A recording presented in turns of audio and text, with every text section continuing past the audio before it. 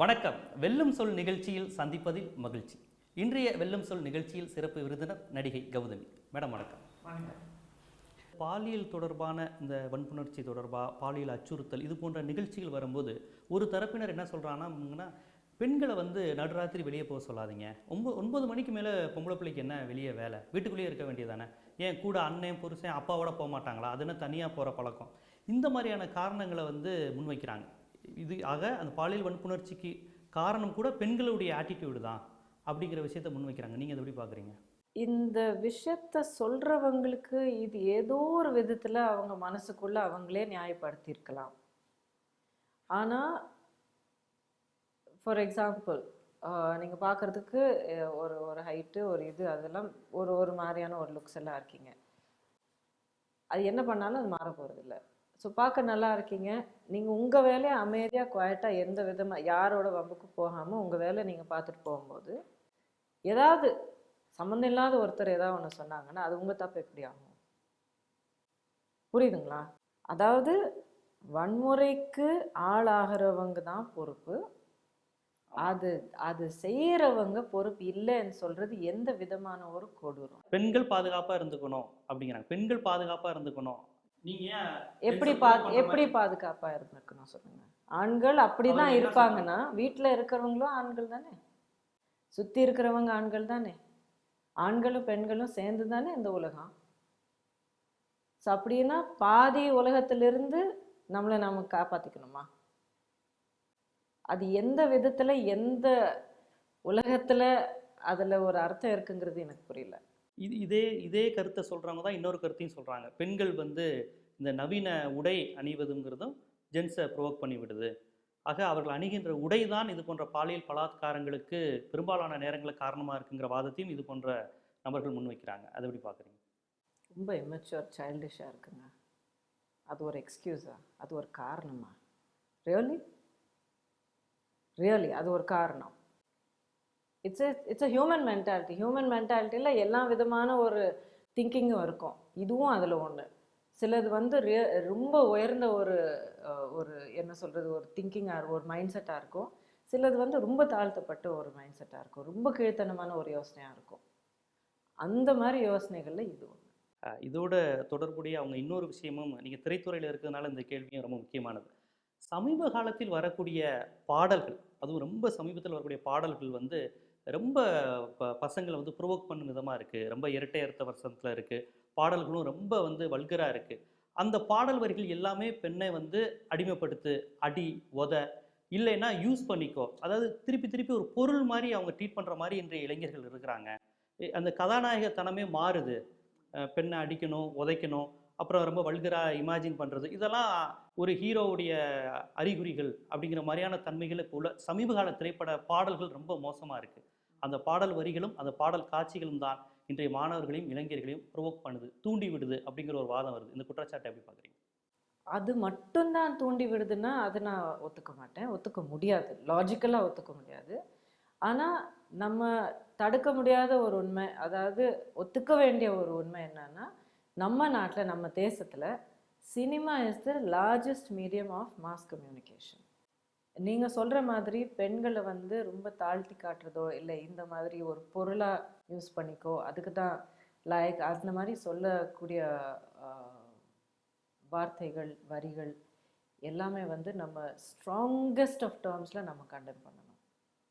நம்ம பெண்களை பொறுப்பாக யூஸ் பண்ண வேண்டிய இந்த மீடியா வச்சு நம்ம இவ்வளோ தாழ்த்தி காட்டும்போது அது இட்ஸ் வெரி ரெஸ்பான்சிபிள் திங்.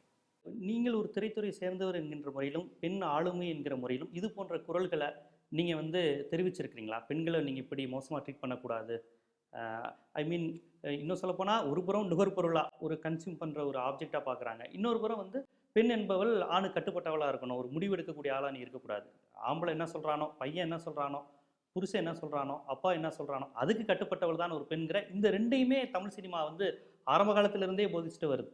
இந்த மாதிரியான திரைத்துறையில் நீங்கள் இத்தனை ஆண்டு காலம் இருந்திருக்கிறீர்கள் என்கிற முறையில் பெண்களை பற்றிய இந்த சினிமாவின் பார்வை என்பது இன்னும் ஒரு முதிர்ச்சி அடையலைங்கிற உங்கள் கோபத்தை, ஆதங்கத்தை நீங்கள் வெளிப்படுத்தியிருக்கீங்களா?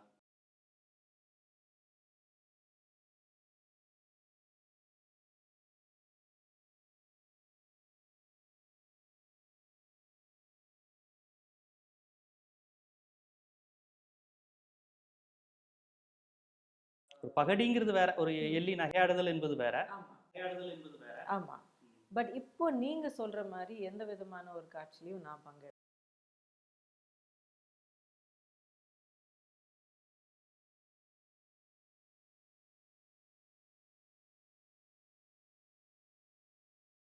இல்ல, இப்ப இந்த கேள்வி கேட்டதுனால இல்ல. நீங்க அத உணர்ந்திருக்கீங்களா? அதாவது என்னதான் இருந்தாலும் இந்த இண்டஸ்ட்ரிங்கிறது பெண்ண 2ஆம் பட்சமா பாக்குது. ஒரு ஆணுக்கான ஒரு மகிழ்விக்கிற பொருளா பார்க்குது. அப்படிங்கிற மாரியான விஷயத்த நீங்க உணர்ந்திருக்கீங்களான்னு கேட்கிறேன். இந்த தமிழ் திரை உலகம்ங்கிறது ஒரு ஆணாதிக்க சமூகத்துக்கு பலியான ஒரு துறை தான் அதுவும். மற்ற சமூக தளங்கள் எப்படி இருக்கோ, அது மாரி இந்த பலியா இருக்குன்னு அவங்க ஒத்துக்க மாட்டாங்க இல்லைங்களா? இல்ல நீங்க சொல்லலாம் இல்லைங்களா? எது? இல்ல அத நீங்க உங்களால சொல்ல முடியும் இல்லையா? கண்டிப்பா பலியாயிருக்கு. ஏன்னா இப்போ எதுலயும் 2 ஜெண்டரோடைய பேலன்ஸ் இல்லைன்னா அதுக்கு ஒரு முழுமைத்தான அடையாது அது. ஆ, திரைத்துறை சார்ந்தே அடுத்த ஒரு முக்கியமான கேள்வி. சமீபத்தில் ஒரு பிரபல நடிகை, கேரளாவை சேர்ந்த நடிகையை வந்து பாலியல் வன்புணர்ச்சிக்கு உள்ளானாங்க, பாலியல் தொல்லைக்கு உள்ளானாங்கங்கிற செய்தி ஊடகங்களில் பரபரப்பாக வந்தது. உடனே மலையாள திரையுலகமும் சரி, தமிழ் திரையுலகமும் திரண்டு வந்து அதுக்கு கண்டனம் தெரிவித்தாங்க, கோரிக்கைகள் வச்சாங்க. அது உண்மையிலே வரவேற்கத்தக்க ஒன்று. கண்டிப்பாக ஒரு பெண்ணுக்கு பின்னால் இத்தனை பேர் இருக்கிறோம், ஒரு நடிகர் நடிகைக்கு பின்னாடி நாங்கள் இருக்கிறோம் என்று காண்பிப்பது வரவேற்கத்தக்கது. இது போன்ற சமயங்களில் இன்னொரு ஒரு விமர்சனம் வருது. அதாவது இது போன்ற பிரபலமான நடிகைகள் இவர்கள் பாதிக்கப்படும் போது நம்ம திரையுலகம் வராங்க, கேரளா திரையுலகம் வராங்க, எங்கெங்கிருந்தோ வந்து ஆதரவு வருது, கண்டனங்கள் வருது. ஆனால் எங்கேயோ கிராமத்துல நந்தினி போன்ற எத்தனையோ சிறுமிகள் இவங்கெல்லாம் பாலியல் வன்புணர்ச்சி பண்ணி செடி புதர்ல தூக்கி எறிஞ்சு எவ்வளவோ கொடூரமான முறையில கொலை செய்யப்படுறாங்க, பாலியல் வன்புணர்ச்சி செய்யப்படுறாங்க. அப்போல்லாம் இந்த பிரபலங்கள்லாம் அந்த அளவுக்கு குரல் கொடுப்பது இல்லையே, ஏன்? அப்ப எல்லாத்துக்கும் பணமும் பிரபலமும் தான் காரணமா? எளிய மக்களுக்கான நீதி நியாயத்தை உங்க குரல் கொடுக்க மாட்டாங்களா? அப்படிங்கிற வாதம் வருது. நீங்க அதை எப்படி பாக்குறீங்க? வாழ்க்கையில நம்ம என்ன செஞ்சாலும் அது நமக்குள்ள இருந்து வர வேண்டிய ஒரு விஷயம். அந்த தூண்டுதல் நமக்குள்ள இருந்து வரணும். இன்னைக்கு நான் இந்த விஷயங்களை பத்தி எல்லாம் ஏன் பேசுறேன்னா, அந்த அந்த தூண்டுதல் எனக்குள்ள இருக்கு. என்னால பேசாம இருக்க முடியல. இல்ல இது தப்புன்னு எனக்கு தெரிய வரும்போது அதுக்கு நான் குரல் கொடுத்தே ஆகணும். ப்ராபப்ளி நான் ஒரு செலிபிரிட்டியா இல்லாம இருந்ததுன்னா ஒரு பொது மனுஷன் நான் சொல்லியிருப்பேன். 1000 பேர் பதிலா ஒரு மேபி 10 பேர் கேட்டிருப்பாங்க. பட் அட்லீஸ்ட் 10 பேருடைய காதுல போய் விழுந்திருக்கும் அந்த வார்த்தை. ஏன்னா நான் என்ன புரிஞ்சுட்டேன்னா, இந்த நம்ம சமுதாயத்தை பத்தி எல்லாருக்கும் நல்லது செய்யணும்னு இருக்கு. ஒரு தப்பு அவங்கள சுத்தி நடக்கும்போது அவங்க பார்க்குறாங்க, உணர்றாங்க, வேதனைப்படுறாங்க. என்ன பண்றதுன்னு தெரியாம தவிக்கிறாங்க.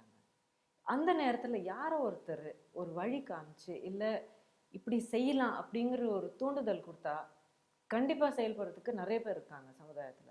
ஸோ அந்த மாதிரி பொறுப்பான ஒரு இடத்துல நம்ம இருக்கும்போது, கண்டிப்பா நம்ம குரல் அதுக்கு நம்ம நீங்க பொறுப்பான இடத்துல இருக்கிறீங்கங்கனால தான் இந்த கேள்வி. ஏன்னா, அப்ப கௌதமி என்பது தமிழ்நாட்டில எல்லாருக்கும் தெரிந்த முகம்.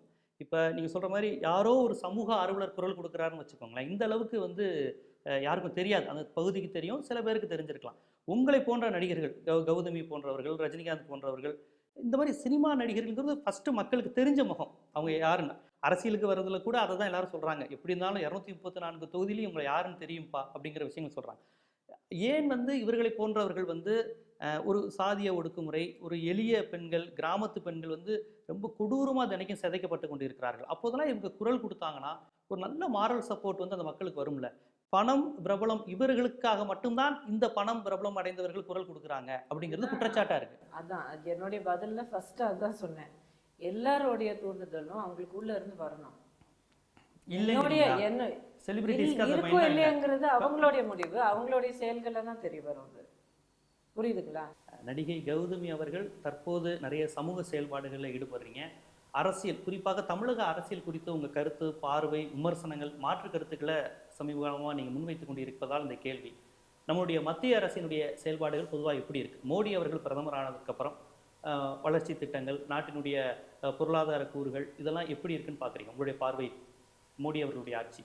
மோடி அவர்கள் இந்த ஆட்சிக்கு வந்ததிலிருந்து ஆக்சுவலி வரும்போது இருந்த சூழ்நிலை ரொம்ப கஷ்டமானது தான்.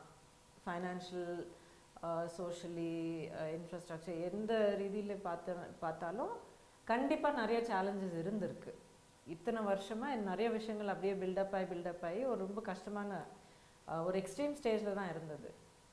எந்த ஒரு சுச்சுவேஷன், எந்த ஒரு பிரச்சனையும் சால்வ் பண்ணோன்னா எல்லாத்துக்கும் ஒரு டைம் எடுக்கும். பிரச்சனையோடைய இன்டென்சிட்டியை பொறுத்து அவ்வளோ டைம் எடுக்கும். ஸோ நான் இது வரைக்கும் நான் பார்க்குற வரைக்கும் நிறைய திட்டங்கள் அவங்க ஆரம்பிச்சிருக்காங்க.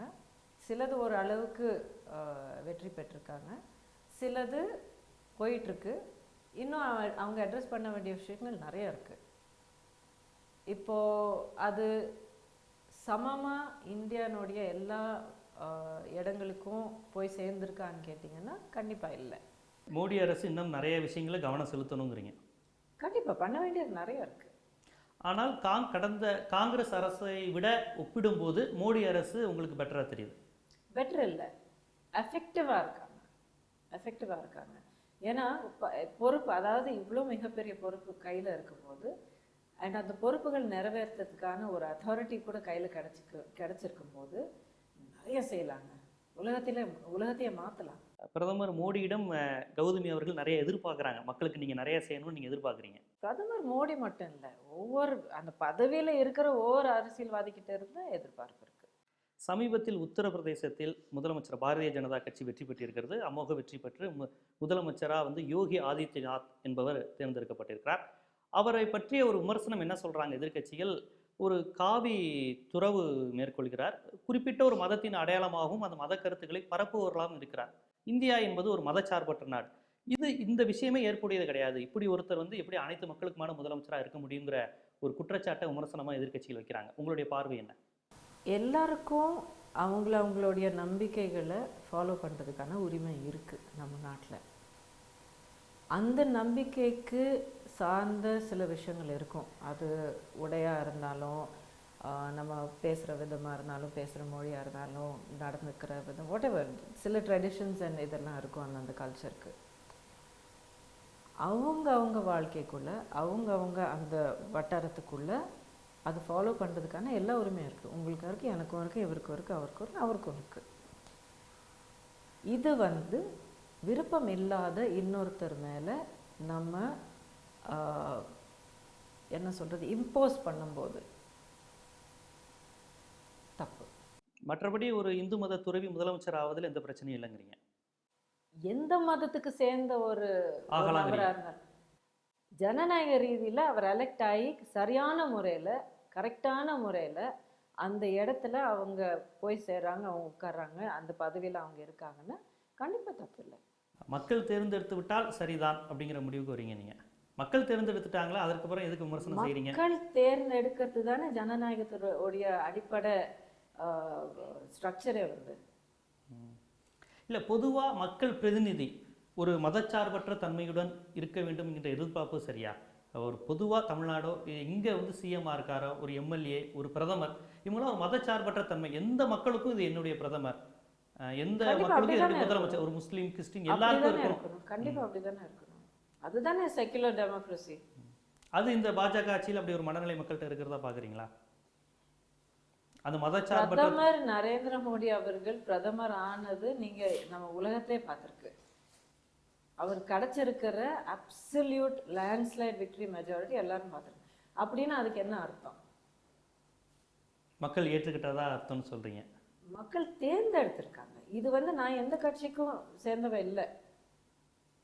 தேர்ந்தெடுத்ததுக்கு பிறகு அவருடைய செயல்பாடுகள் மதச்சார்பற்ற தன்மையுடன் இருக்கிறதா பார்க்குறீங்களான்னு கேட்டேன். என்னுடைய கவனத்துக்கு வந்த வரைக்கும், எனக்கு தெரிஞ்ச வரைக்கும், நான் பெஸ்ட் இன்ஃபார்ம்டு நான் சொல்லலை, எனக்கு தெரிஞ்ச வரைக்கும் அப்படிதானே சொல்லணும். மேடம், இப்போ தமிழ்நாட்டு அரசியல் குறித்து சமீப காலமாக கௌதமி அவர்கள் கருத்து சொல்கிறாங்க. தமிழ்நாட்டு அரசியல் குறித்து விமர்சனம் கூட நீங்கள் முன் வச்சிருக்கிறீங்க. கௌதமி அவர்களுடைய இந்த தமிழ்நாட்டு அரசியல் ஆர்வம் குறித்து கொஞ்சம் சொல்லுங்கள். திடீர்னு ஏன் தமிழ்நாட்டு அரசியல் குறித்து இவ்வளவு ஒரு ஆதங்கம், கோபம், விமர்சனம்லாம் உங்களிடம் வந்தது? திடீர்னு வரல, இது கண்டிப்பாக ரொம்ப நாளாகவே பில்டப் ஆகிட்டு வருது. என்னை சுற்றி நடந்துட்டுருக்கிற விஷயங்கள் பார்க்கும்போது, சுற்றி இருக்கிற ஒரு சூழ்நிலை பார்க்கும்போது, கொஞ்சம் கொஞ்சமாக நடந்துட்டுருக்கிற விஷயங்கள் என்னன்னு உணர வரும்போது அந்த ஒரு ஆத்திரம், ஒரு வேதனை ஆரம்பிச்சது. ஒரு கோபம் உங்கள்ட்ட இருந்துகிட்டே இருந்ததா? தமிழ்நாட்டு அரசியல் வந்துட்டு இருந்தது. தமிழ்நாடு அரசியல் இல்ல, நான் தமிழ்நாட்டுக்கு சேர்ந்தவளா இருந்ததுனால இது என்னோட வீடு. இல்ல, அந்த கோபம் எப்ப இருந்து இருந்தது, ஏன் இப்ப மட்டும் வெடிச்சது? அதான் என்னுடைய கேள்வி. ஒரு கோபம் இருந்ததுன்னா ஏன் கௌதமி அவர்களுக்கு இப்போது மட்டும் கோபம் இருந்தது இல்லை? இல்ல இல்ல இல்ல, நான் சொன்னது நீங்க தப்பா புரிஞ்சுக்கிட்டீங்க. கோபம் இருந்தது இல்லை. இப்போ நம்ம நாட்டை பத்தி, அதுக்கப்புறம் நம்மளை சுத்தி இருக்கிற சமுதாயத்தை பத்தி நிறைய விமர்சனங்கள் இருக்கு. இல்லை, நீங்கள் சொல்லக்கூடிய எல்லாமே ஏற்புடைய கருத்து தான். நீங்கள் சொல்லக்கூடிய பிரச்சனைகள் இருக்குது, அது குறித்து நான் பலமுறை சிந்திச்சிருக்கேன். ஆனால் இப்போ தான் வெளிப்படுத்தியிருக்கேங்கிறீங்களே, அது முதலமைச்சர் ஜெயலலிதா அவர்கள் மறைந்ததற்கு பிறகு தான் வெளிப்படணும்னு இருக்கா? எனக்கு அதான் புரியல. ஏன் ஜெயலலிதா அவர்கள் எல்லாத்துக்கும் ஒரு தூண்டுதல் இருக்கணுங்க. நீங்கள் முதலமைச்சர் ஜெயலலிதா அவர்கள் இறந்ததற்கு அப்புறம் ரொம்ப வெளிப்படையாக போய் பன்னீர்செல்வத்திற்கு ஆதரவு தெரிவிச்சிங்க இல்லையா? அந்த அரசியல் தான் கேட்குறேன். எந்த அடிப்படையில் நீங்கள் பன்னீர்செல்வத்தை ஆதரவு தெரிவிச்சிங்க? ஒரு பொது மனுஷியா, தமிழ்நாட்டுக்கு சேர்ந்த ஒரு பொது மனுஷியா, இது சரியான ஒரு ஒரு முடிவு, சரியான ஒரு தேர்வு அப்படிங்கிற ஒரு நம்பிக்கையில நான் போய் ஆதரவு தெரிவிச்சேன். சசிகலாவிடமிருந்து அவர் பிரிந்து வந்ததை நீங்கள் வரவேற்கிறீங்க, அப்படிதானே? பன்னீர்செல்வத்தை ஆதரித்தால் அதுதான் பொருள். இல்ல, அவர் பிரிஞ்சு வந்திருக்காரா, கூட இருந்து பேசுறாருங்கிறது அவருடைய இது. பட் என்ன இருந்தாலும் அவர் சொன்னதுபடி நடந்துட்டு இருக்கிற விஷயங்கள் இந்த மாதிரி இருக்கு அப்படின்னு ஒன்னொன்னு அவர் வெளிப்படுத்தி சொல்லியிருக்காரு. அது கரெக்டுன்னு உங்களால ஒத்துக்க முடியுமா? ஒத்துக்கிறீங்களா? நீங்க நடந்தது கரெக்ட்னு ஒத்துக்கிறீங்களா? இல்ல, நடந்தது சரின்னு ரெண்டு விதமான கேள்வி வருது. அதை யார் சொல்வது? பேச விடுங்க.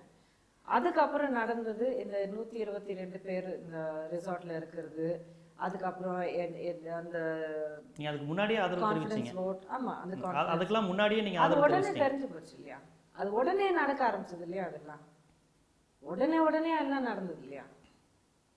இது நடக்கிறதுக்கு முன்னாடி நான் சொன்னேன், அது நடந்ததுக்கு அப்புறம் நான் சொன்னேங்கிறது இல்லை.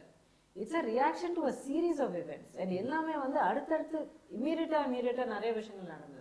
பொதுமக்கள் பிரச்சனையா இதை நீங்க சொல்றீங்க. ஆனா அது நல்லா கவனிச்சு பாருங்க, வெற்றி பெற்றது அதிமுக பொதுச் செயலாளர் ஜெயலலிதா அவர்கள் முதலமைச்சர் ஆனாங்க. வாக்களித்தவர்கள் 40 விழுக்காடு தான். ஏடிஎம்கேக்கு வாக்களித்த மக்களும் அந்த கட்சிக்காரர்களுக்குமான பிரச்சனை தானே இது. மீதி 60 விழுக்காடு பேர் வாக்களிக்காமல் இருந்திருக்கலாம், திமுகவுக்கு வாக்களிச்சிருக்கலாம், பாட்டாளி மக்கள் கட்சிக்கு வாக்களிச்சிருக்கலாம், இந்திய கம்யூனிஸ்ட் கட்சிக்கு வாக்களிச்சிருக்கலாம். ஆக அந்த பிரச்சனை ஒரு கட்சிக்கான பிரச்சனை. அந்த கட்சியின் தலைமை இறந்ததுக்கு அப்புறம் அவர்கள் தீர்மானிக்கிற பிரச்சனை. இதில் ஏன் திரை உலகினர், உங்களை போன்றவர்கள், மற்ற சமூக ஆர்வலர்கள் எல்லாம் கட்சியான பிரச்சனை தானே? அதெல்லாம் கவனிச்சு சொல்றேன். இல்ல, நீங்க சொல்றது டெக்னிக்கலா நீங்க சொல்றது கரெக்ட் தான், ஒண்ணும் தப்பு இல்ல. இப்போ அவங்க ஆல்ரெடி இப்போ ஆட்சி அமைச்சது டெக்னிக்கலா கரெக்ட், நம்பர்ஸ் இருக்கு, எல்லாம் இருக்கு. பட் எல்லாத்தோடைய அடிப்படையில மக்களுடைய விருப்பம் இருக்கணும். ஜனநாயக நாடுங்க, ஜனநாயக அரசு. இல்ல, மக்களால் தேர்ந்தெடுக்கப்பட்ட உறுப்பினர்களுடைய ஆதரவோட தான் இந்த எடப்பாடி பழனிசாமி அரசு இருக்கு. இப்ப 122 பேர் மக்களால் தேர்ந்தெடுக்கப்பட்ட பெரும்பான்மை சட்டமன்ற உறுப்பினர்கள் ஆதரவு தெரிவிச்சிருக்காங்களே மேடம். இல்ல நீங்க டெக்னிக்கலா பேசுறீங்க. டெக்னிக்கலா பேசுனீங்கன்னா எல்லாத்துக்கும் ஒத்துக்க வேண்டியது. நீங்க தான் சொன்னீங்க மக்கள் தேர்ந்தெடுத்தாங்க அப்படின்னா எல்லாரும் ஏற்றுக்கொள்ள வேண்டும். இல்ல, பாஜக ஆட்சியை பத்தி நான் கேட்டுக்கொண்டேன். என்ன விதமான, என்ன நினைச்சு, என்ன ஆசைப்பட்டு, என்ன மாதிரி ஒரு தலைமை ஆசைப்பட்டு தேர்ந்தெடுத்திருக்காங்க? ஒரு பிரதிநிதியா தானே அவங்க தேர்ந்தெடுத்திருக்காங்க. என்ன ஆசைப்பட்டு, என்ன ஒரு நம்பிக்கை வச்சு அவங்க. நீங்க சொல்ல வருது எனக்கும் புரியுது, இந்த நிகழ்ச்சியை பார்க்குற மக்களுக்கும் 100 விழுக்காடு தெளிவா புரியும் நீங்க என்ன சொல்ல வரீங்க. இல்ல, நான் என்ன கேட்டேன்னா, இப்ப யோகி ஆதித்யநாத் நீங்க என்னதான் கேள்வி கேட்டாலும் இது அடிப்படை உண்மை. டெக்னிக்கல் ரீசன்ஸ், டெக்னிக்கல் ரீசன்ஸ், காரணங்கள், ரூல்ஸ், கான்ஸ்டிடியூஷன்ல இதுதான் எழுதியிருக்கு, இதுதான் ரெகுலேஷன் அப்படின்னு சொல்லி 1000 சொல்லலாம்.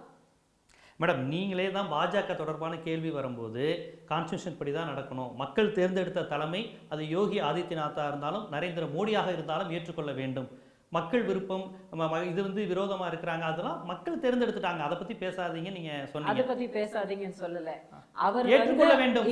அவருடைய பொறுப்பு எந்த விதமான ஒரு டிஸ்கிரிமினேஷன் இல்லாம அவர் செஞ்சிட்டு இருக்கிற வரைக்கும் எல்லா வகுப்புக்கும் சேர்ந்த மக்களுக்கு சமமா அவருடைய பொறுப்பை அவர் நிறைவேற்றுற வரைக்கும் யாருக்கும் எந்த பிரச்சனையும் வர்றதுக்கு வாய்ப்பு இருக்காது. எப்போ அது மீறி அந்த டிஸ்கிரிமினேஷன் காட்டுறாரோ அது தப்பு இல்ல. இப்ப பாஜக, நான் சொல்றது புரிஞ்சுக்கிட்டீங்களா? நான் மக்கள் தேர்ந்தெடுத்திருக்காங்க, அதனால யார் அங்க உட்கார்ந்தாலும் இங்க ஏத்துக்கிட்டாங்க நான் சொல்லல. எந்த மக்கள் சசிகலா மீது கோபமாக இருக்கிறார்களோ அந்த சசிகலாவுடன் முதலமைச்சர் பதவியிலிருந்து இறங்கும் வரை அவர் சசிகலா அவர்களை சின்னமா என்று ஆதரித்துக் கொண்டுதான் இருந்தார். அந்த பதவி போனதற்கு பிறகுதான் மக்களை பத்தி பேசுறீங்க. இல்ல, நான் பன்னீர்செல்வத்தை பத்தி கேட்கிறேன். பன்னீர்செல்வமும் அவர்களுடன் இருந்தவர் தானே. அவருக்கு பதவி இறக்கப்பட்டவுடன் தானே அவர் திடீர் என்று சசிகலாவுக்கு எதிராக போர்க்கொடி இருக்கிறார். அப்புறம் எந்த வகையில் அவரிடமிருந்து இவரை நீங்க வேறுபடுத்தி பார்க்குறீங்கன்னு கேட்குறேன். அப்போ பதவி கிடைத்திருந்தால் அவர் அந்த அணியிலே இருந்திருப்பார், அப்படிதானே? எந்த பதவி முதலமைச்சர் பதவியிலிருந்து ராஜினாமா செய்யுங்கன்னு சொல்லும் போது தானே அவர் வந்து விலகி வருகிறார், தியானம் செய்கிறாரு, அதுக்கப்புறம் விலகி வர்றாரு. அவரோட தூண்டுதல் வந்து அவரை தான் நீங்க கேட்கணும், புரியுதுங்களா? என்ன ஆதரிச்சீங்க அவரை? அதுதான் சொல்றேன். என்னை பொறுத்த வரைக்கும் முதலமைச்சரா நாங்க மக்கள் பெரும்பாலும் ஒரு மெஜாரிட்டியில மக்கள் தேர்ந்தெடுக்கப்பட்ட ஒரு முதலமைச்சருடைய அடுத்த முதலமைச்சர் யாரா இருக்க முடியும்? ஒருத்தருக்காக நீங்க ஓட் பண்ணும்போது எனக்கு இந்த மாதிரி ஒரு அரசு வேணும் அப்படிங்கிற ஒரு எண்ணத்தோட தான், இல்ல கேளுங்க, அந்த மாதிரி ஒரு எண்ணத்தோட தான் நீங்க ஓட் பண்ணுவீங்க, கரெக்ட்? ஸோ அவங்க இந்த மாதிரி அரசு நடத்துவாங்க, இந்த மாதிரி ஒரு கவர்மெண்ட் இருக்கும், இப்படிப்பட்டவங்க இருப்பாங்க ஆக்சுவலா அப்படிங்கிறது எதிர்பார்ப்பாங்க, கரெக்ட்? ஸோ அவங்க இல்லாதப்போ அந்த மாதிரி ஒரு லைன்ல அந்த மாதிரி ஒரு தாட் ப்ராசஸ்ல போறது தான் கரெக்ட், போறது தான் மக்களுடைய விருப்பம் தான் நம்ம எடுத்துக்கணும் இல்லையா? நான் வந்து ஆதரித்ததுக்கு காரணம் அதுதான். கௌதமி அவர்கள் பாரதிய ஜனதாவினுடைய சார்பு நிலைப்பாடு எடுப்பவர், பாஜக சார்புடையவர் அப்படிங்கிற ஒரு கேள்வி இருக்கு. ஆம் இல்லையா? ஆமாவா இல்லையா? 20 வருஷத்துக்கு முன்னாடி 20 வருடத்துக்கு முன்னாடி பாஜக சார்பு நீங்க? கண்டிப்பா. நான் அந்த டைம்ல இருந்த சூழ்நிலையில அடல் பிஹாரி வாஜ்பாய் அவர்கள் நாட்டுடைய பிரதமரா வர்றதுக்கான ஒரு ப்ரொபோசல் இருந்தது. அவர் தான் பிரைம் மினிஸ்டரா நின்னாரு. அண்ட் அப்போ நாட்டில் இருந்த சூழ்நிலைக்கு அது சரியான முடிவுன்னு எனக்கு தோணுச்சு. அடல் பிஹாரி வாஜ்பாய் அவர்கள் கூட இருந்து அவரால் அறிமுகப்படுத்தப்பட்ட ஒருத்தினா எனக்கு உண்மையில அந்த மாதிரி ஒரு ஆசை இருந்திருந்தா எங்கேயும் நான் கண்டிப்பா நான் வளர்ந்துருக்கலாம் இல்லையா அரசியல்ல. நீங்க தொடரல, அதுக்கப்புறம் பாஜகவில் தொடரல? ஆப்வியஸ்லி நான் தொடரல. தொடர்ந்தா இந்த மாதிரி இருங்க, எப்படி நீங்க அந்த கேள்வி என்ன கேட்கலாம்? 20 வருஷமா my life is in the open. எல்லாருக்கும் தெரியும் நான் என்னென்ன பண்ணிட்டு இருக்கேன், என்னென்ன அனுபவிச்சுட்டு இருக்கேன், என்னென்ன நான் போராடிட்டு இருக்கேன், எல்லாருக்கும் தெரியும். கண்டிப்பா. ஒரு நிறைவா ஒரு கேள்வி, கடந்த ஒரு வருடத்திற்கு முன்னால், மிகச்சரியாக ஒரு வருடத்திற்கு முன்னால் நீங்கள் ஊடகங்களுக்கு எழுதிய ஒரு கடிதம் வந்து ரொம்ப பரபரப்பாக இருந்தது. அதாவது நடிகர் கமலஹாசன் அவர்களுடன் நான் அவருடன் ரொம்ப ஒரு மகிழ்ச்சியாக மரியாதையாகவே நான் பிரிகிறேன், நான் கமலஹாசனிடமிருந்து பிரிகிறேன் ஒரு கடிதம் ஊடகங்களுக்கு அனுப்புனீங்க.